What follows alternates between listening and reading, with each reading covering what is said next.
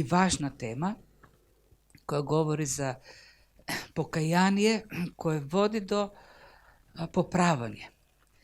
Ако гревот води кон растурање, кон расипување на нештата, пред се расипување на односи, покаянието е тоа кој обновува. Ако гревот доаѓа од неправилно гледање на работите, од неправилно размислување, од неправилно поведение, од неправилно однесување, покаянието, знаете, тоа е промена. Метанојата е промената на умот. Промената на умот ќе треба да доведе до промена на поведението, во односите, и сето тоа на крај треба да доведе до променети односи и поправање на работите.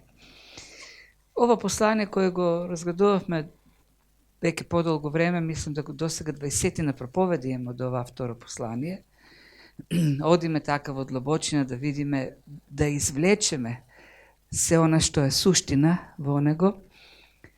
Во неголема мера апостол Павле го пишува за да ги поправи нарушените односи со коринтијаните.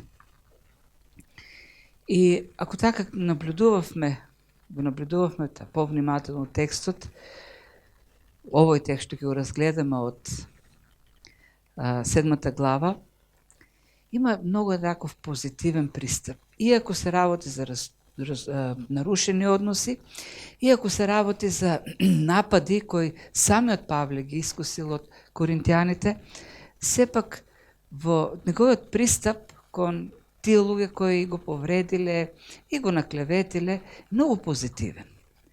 И тоа така бидејќи изобилува со љубов.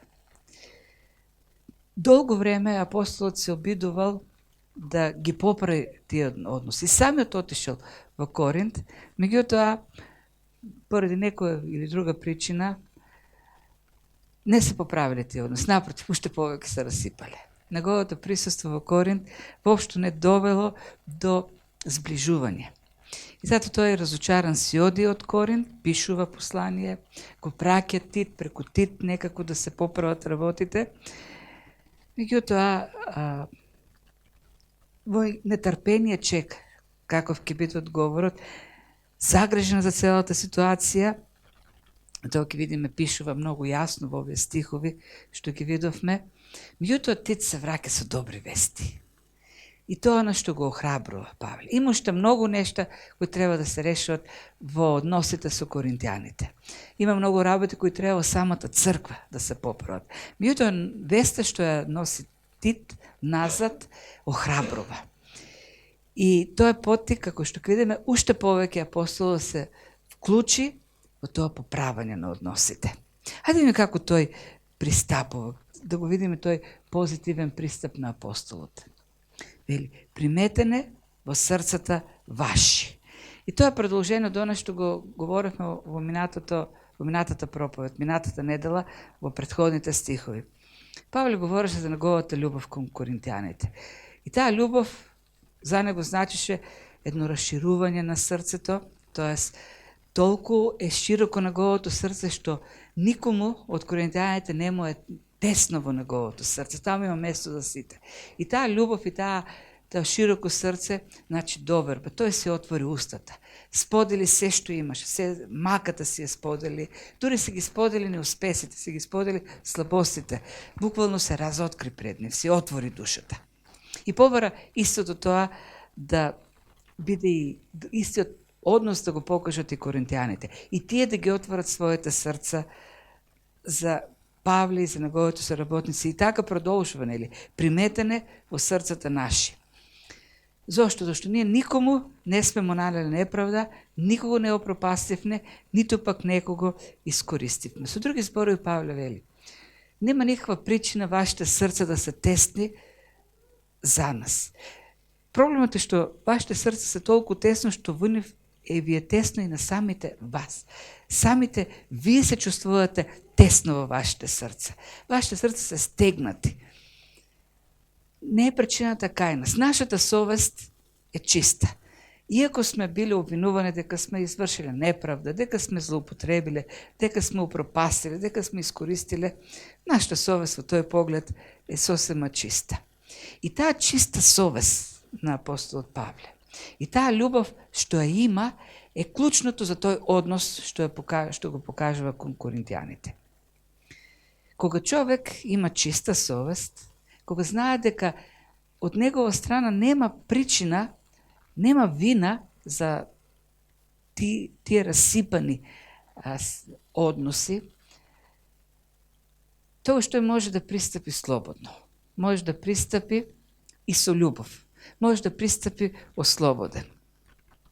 За жал, обично, во таквите ситуации на расипани, на конфликтни, на растурени односи, не можеме секогаш да кажеме мојата совест е чиста. Иако го кажувам многу пати тоа, мојата совест е чиста, јас со ништо не сум придонел, обично тоа почесто е како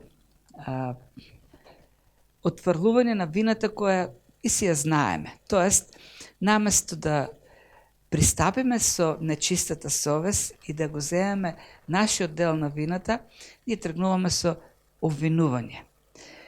Тоест, го користиме она што предупредува Господ Исус дека не треба да го правиме, да го користиме. Тоест, ја занемаруваме гредата во нашето око и веднаш тргнуваме да ја бараме сачката во окото на другиот.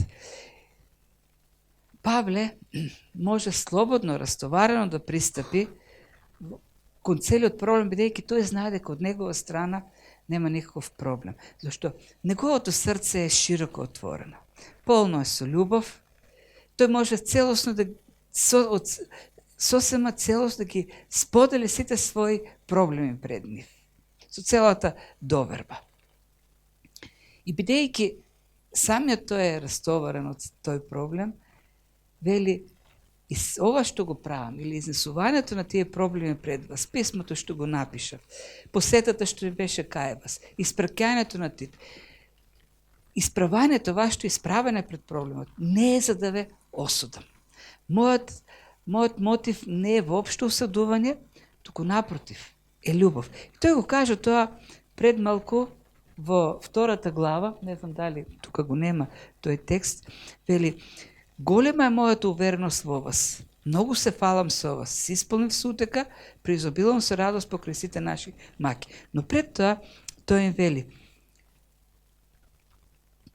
пред малку реков дека сте во срцето наши, за да умреме и да живееме заедно. Единственото нешто што ме поттикнува да стигнеме до решавањето на проблемот, единственото нешто што ме поттикнува да ве исправам пред проблемот, е љубовта што имам поз. Без разлика дали умирам, без разлика дали живеам, во секоја ситуација, дури и кога сум во смртна опасност, мојата љубов кон вас останува иста. И тоа е нешто многу важно кој го објаснувам малку понатаму.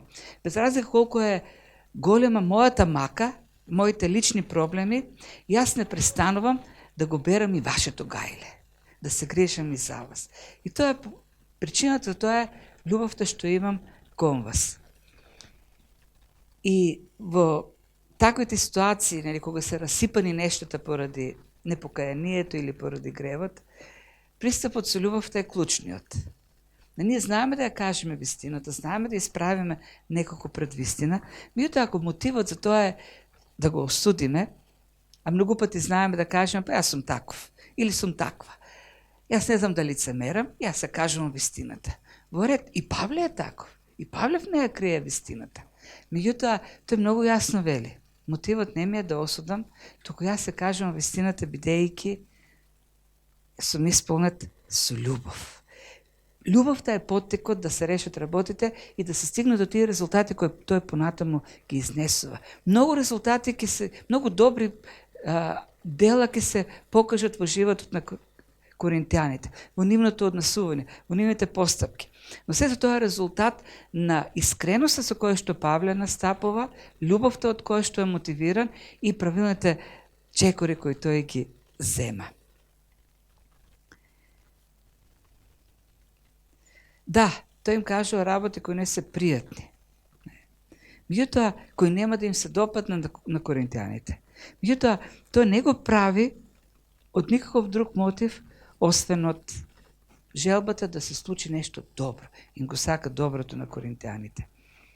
И охрабрен од добрите вести што ги чул.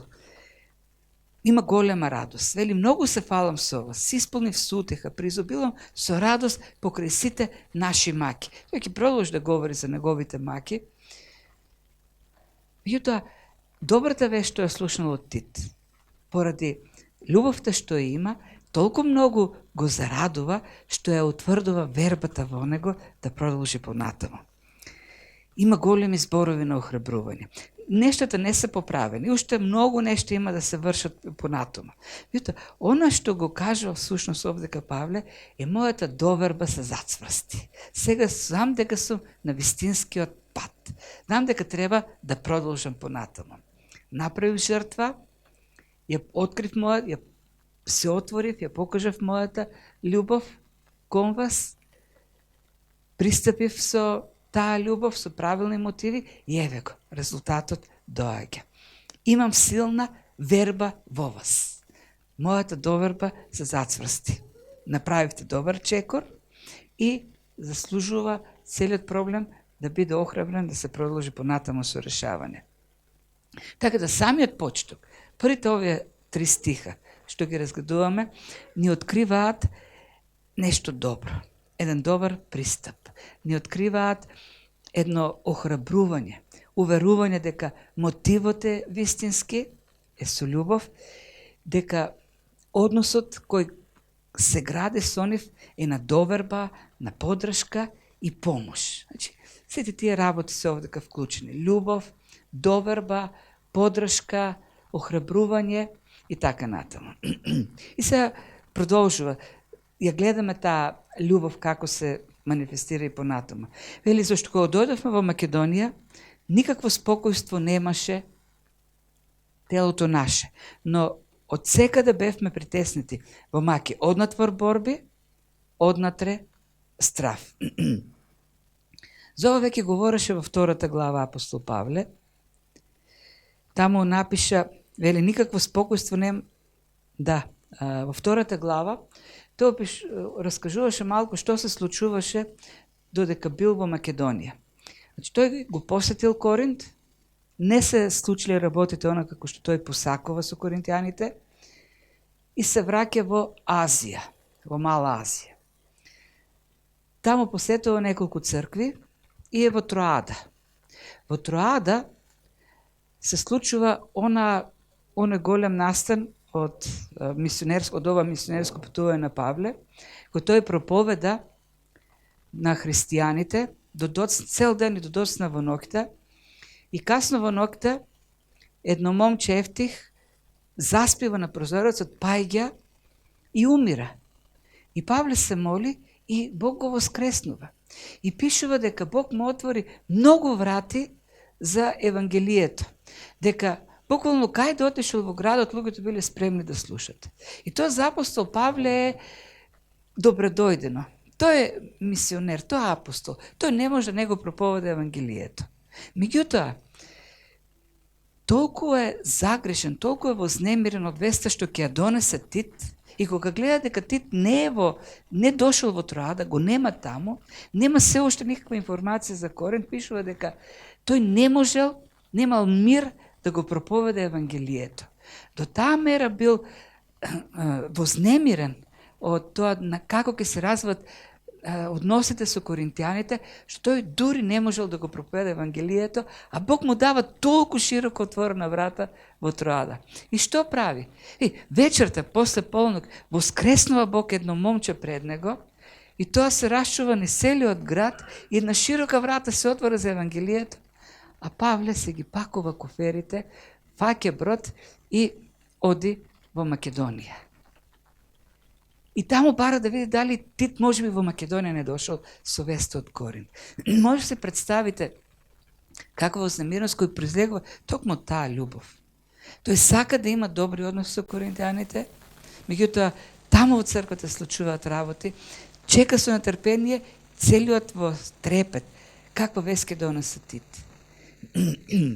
И додека чека во Македонија, вели Павле, И самите околности пак не беа многу охрабрувачки за мене. Во страв сум што ќе се случи или какви вести ќе донесе Тит од Коринт, а во исто време пак во Македонија проблеми од секаде. Проблеми однатор, одвнатре стравови. Знаеме тамо што се случуваше, беше во затвор, беше тепан во Филипи. Беше, имаше во Солун, знаеме како се случуваа работите. И во иако тој е притиснат од многу неволи, лични проблеми во Македонија, вели Павле, стравот или грижата што имав за вас не ме напушти. И тоа е показател за љубовта. Обично кога нас ке не нападат проблеми, и забораваме за другите. Тоа сега, јас толку многу знаеме да кажем, мене толку на глава ми се проблемите, па сега ќе мислам и за вашите проблеми. Сега ќе берам туѓо гајле. Павле, иако целиот е иако во толку неволие, тој не престанува да им го бере гајлето и на коринтијаните. Меѓутоа, тука е оној восклик на ухрабрување. Тој пристапува со правилни мотиви, правилно кон коринтијаните, со љубов, со чисти намери, со чиста совест и резултатот не изостанува. Тој е охрабрен и вели, но Бог кој ги утешува понизните, не утеши со доаѓањето на Тит. Тит доаѓа и носи добри вести. Добри вести за промена во однесувањето на коринтијаните. И не случајно во ова послание, апостол Павле малку понатаму ќе напише дека Бог е верен и нема да ни даде повеќе товар или повеќе страдење од она што можеме ние да го носиме и заедно сегаш ќе ни даде и излезен пат. Не случајно Павле во таа ситуација, Бог знае до кога, до каде да оди. И кога веќе гледаме Павле на крај на силите, на можностите, доаѓа Тит и носи големо охрабрување. И имаме тука прославување на Бог, едно така силно прославување. Но Бог, кој ги утешува понизните, и нас не утеши со доаѓањето на Тит. Бог е верен. И навистина нема да дозволи да бидеме искушувани повеќе од нашите сили. И сега слуша, тоест добил вести од Тит и одговара на тие вести. И вели, зашто ако сум ве ужалостил со посланието, не ми е жал, макар да ми беше жал, бидејќи гледам дека тоа послание ве ожалостило само за малку време. Тој пишува едно послание, кој не го знаеме. Тоа е текво трето послание до коринтијаните, хронолошки земено. Две од посланијата ни се познати, две не ни се познати. Во тоа трето непознато послание, за кој Павле наметнува малку кажува ова послание што ние го изучуваме, а нам познато како второ послание, гледаме дека тоа било доста остро послание. И гледаме дека Павле со остри зборови им пишува на коринтијаните. Гледаме дека многу директно, многу јасно ги изнесува проблемите на Коринтската црква. Проблемите со кои се соочуваат некои луѓе. И сега, тој знае дека тоа послание ќе предизвика жал, тоест ќе повреди. Самиот тој се наоѓа во жал. Најде тоа на ситуација во која се мислиш дали да кажеш вистина пред некого, знаеш дека тоа ќе нанесе повреда, болка, но во исто време пак се стегаш да не го направиш тоа и ако на крајот пак ќе собереш храброст и го направиш, се велиш што ми требаше. И Павле вели во еден момент јас се чувствував така. Го напишав писмото, го пратив во Коринт и ми стана жал. Зошто го направив тоа? Но кога Тит дојде со одговорот, разбрав дека и вам ви било жал, разбрав дека ве погодило тоа писмо. Меѓутоа, сега не жалам, зашто гледам дека моите молитви, дека исправањето пред вистината, дека љубовта со која го правам тоа, дава плод. Дека на крајот на краиштата, тоа што вие се исправивте пред вистината, пред гревот, ќе го даде добриот плод понатаму. И тоа е вистинскиот однос на љубов. Павле ги сака коринтијаните и затоа бара начин како да ги исправи пред вистината. Имаме еден, како луѓе имаме проблем да да ја заобиколуваме вистината за пред останатите. Тоест, ако некого го сакаш, тогаш не треба да го повредуваш, за тоа што ќе го исправиш пред вистината, тоа ќе толерираш. Толерирањето е некаков знак за љубовта, така се смета, не? И на крајот се случува така да луѓето тонат се повеќе и повеќе во грев, заштитени од нас, од нашата лојалност, да не ги исправиме пред вистината и така натаму. Меѓутоа, тоа е една самоизмама. Љубовта ги исправува луѓето пред грев. За да на крајот имаме добар резултат или плод. Многу пати ние го одбегнуваме тоа, бидејќи премолчувањето на вистината е нашата сигурна зона на безбедност. Зашто се плашиме кога ќе соочиме некого со вистината, се плашиме од реакцијата. Можеби ќе бидеме нападнати, можеби ќе бидеме отфрлени, можеби ќе се случи конфликт, судир. Затоа најбезбедно е да си молчиме. И тоа така сме скриени во една безбедна зона и работите буквално се заташкуваат. Всушност, на крајот на краиштата не е тоа, не го правиме тоа од љубов кон другиот, го правиме од љубовта кон себе си. Зашто се сакаме себе си, да се заштитиме, сакаме да се заштитиме од било какви последици на соочување со вистината. Вистинската љубов ризикува. Кога некој е спремен да ризикува и самиот да биде повреден со тоа што ќе ги изнесе нештата на виделина, тогаш имаме вистинска љубов и тогаш може да има напредок. И тука, нели, отпорен може да жалиме, како што Павле вели. Жалев, но сега веќе не жалам, зашто знаев дека сум на вистинскиот пат и еве го. Дојде доказот, дојде резултатот. И продолжува со таа жалост и говори за два вида на жалост, тоест вистинската жалост која што се покажала кај коринтијаните. Сега се радувам, вели, не затоа што се ожалостивте, туку што се ожалостивте за покајување, бидејќи се ожалостивте по Бога, да никаква штета да не претрпите од нас. Бидејќи жалоста што потекнува од Бога предизвикува неопходно покаяние за спасение, а световната жалост доведува до смрт. Сегош кога ќе се исправиме пред вистината, или ќе исправиме некого пред вистината, има жал, има повреда. Тоа е вистината. И Павле тоа го кажува. Вие се ожалостивте за малку, но добро е, и јас се ожалостив за добро е. Сега никој веќе не жали. Исправањето пред вистината предизвикува некаква болка. Меѓутоа, Павле овдека вели, таа болка може да биде болка по Бог, тоест може да биде според Бог болка, или побожна болка која е предизвикана од Светиот Дух од Бог, или пак болка која е предизвикана од светот, световна болка. Која е таа побожна болка за која се радува Павле дека таа болка се појавила кај коринтијаните? Кога биле исправени пред вистината, осознале дека не е во ред нешто со нив, дека не се на вистинскиот пат.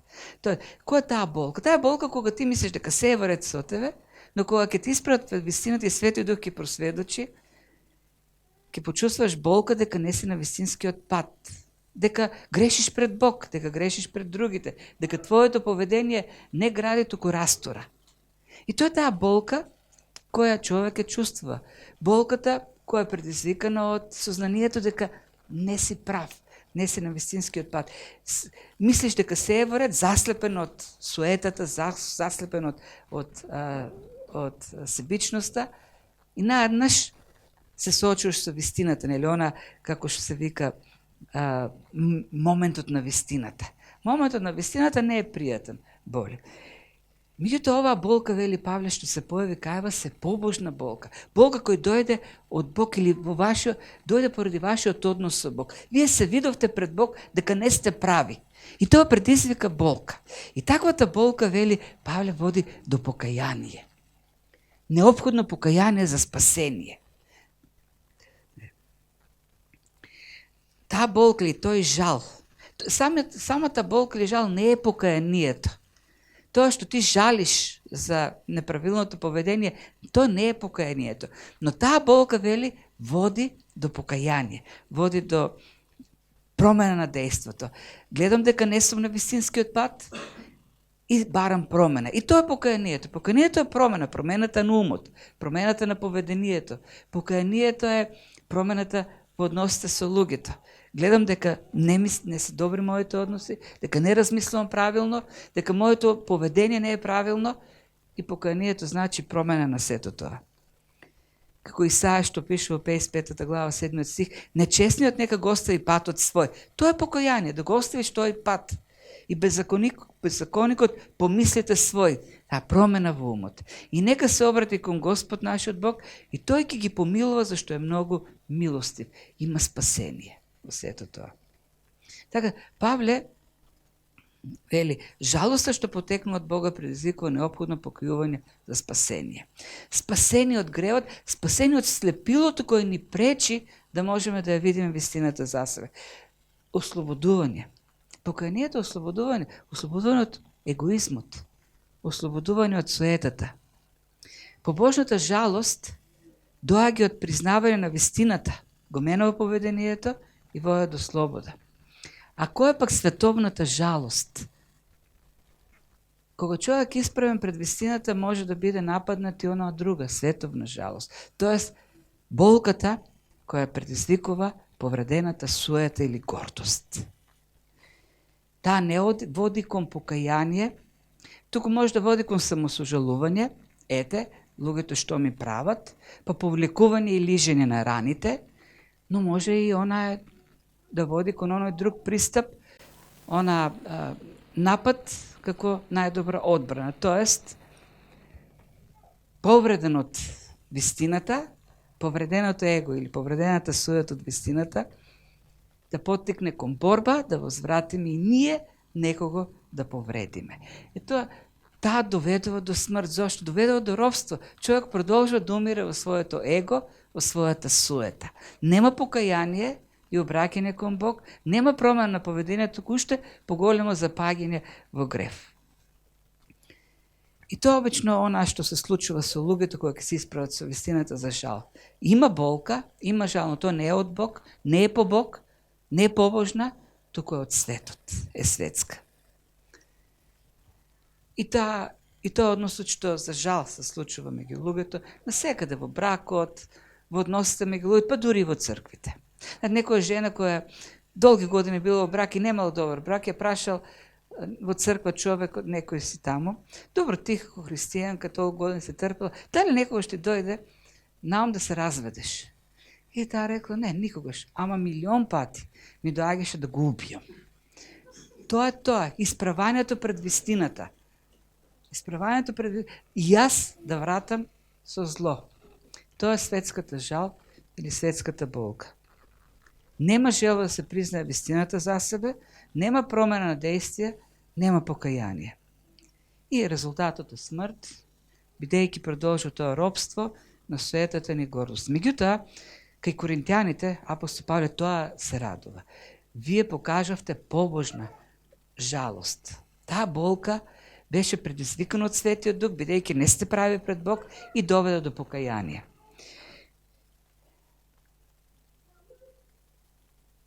А тоа е Исаја што го прочита веќе. И продолжува со тие ефекти на побожната жалост, зашто ете, тоа што се ожалостивте по Бога, какви работи предизвика кај вас. И тука говори каква усредност предизвика, или вистинскиот превод е каква усредност да се изчистите себе си. Какво извинување. Ова се зборови на восхит. Павле се восхитува што се случи со тие коринтјани кои во првото послание ги нарекува суетни, горделиви, завидливи, кавгаджии, се фалат дека знаат најмногу од сите. Тие коринтијани, вели, се восхитува. Покажавте усрдност, тоест голема желба да се изчистите. Извинување. Какво? И тоа не било, не просто извинување. Какво извинување имаше од ваша страна? Какво огорчување од кога ги видовте вашите или ги увидовте вашите постапки? Каков страф или тука зборот е аларм. Кај вас ви светна се лицата. И вие веднаш почнав како ургентно, како итно нешто го земавте поправањето на вашето поведение. Каков копнеш, каква ревност, и зборот ревност е самодисциплина овдека. И каква горчина, тоест каква една тага, откако разбравте, што осознавте што сте правиле. И со се покажавте дека во тоа дело сте чисти. Со се покажавте дека вашето покаяние, вашата промена е искрена, е чиста. Тоест не се случува она што обично се случува кога некој биде исправен пред вистината, да каже да, така е, ајде сега, да поминеме преку тоа, да го заташкаме некако тоа. Не, кај нив има усредност, ревност да се исчистат, да се ослободат од сето тоа, да се извинат, да поправат, да се променат. И во сето тоа со една дисциплина да пристапат. И на крајот има една радост, она што го обединува на крајот последните стихови. Вели, зошто го напиша? Пак говори за мотивот. Зошто го напиша сето тоа? Зошто го прави сето тоа со вас? Не го направи поради навредувачот. Тоест не го направи за вие да се почувствувате непријатно и јас некако да се почувствувам пак пријатно, оној што сум навреден. Јас сум навредениот, но не го направив тоа за да ви се одмаздам, јас сега да се чувствувам пријатно, а пак вие да се чувствувате некако мизерно. Не, туку го направив за да се види јасно вашето усрдие пред Бог.